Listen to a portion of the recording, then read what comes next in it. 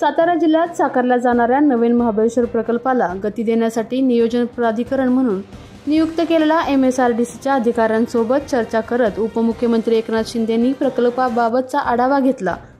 आज सकाळी MSRDCचे अधिकारी दरेगावी आले आहेत।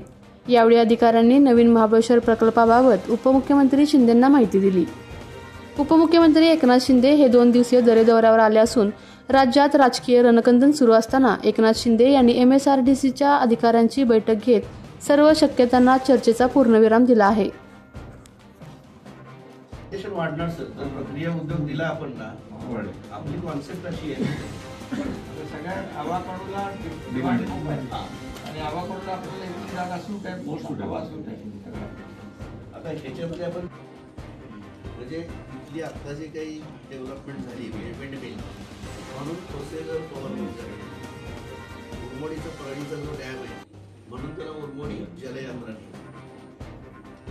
पाटणमध्ये आपण आल्यानंतर सर्वात जास्त सेक्टर पाटणमध्ये आहे पाटणचा मेन एरिया आपल्या तर त्याच्यामध्ये भार साखळी पर्वतधारा नियोजन आरल आकाशगंगा ही नंतर मी पूर्ण कॉन्सेप्ट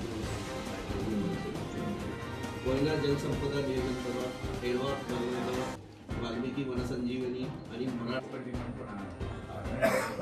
आणि काय होतं की तुम्ही आता अनुभव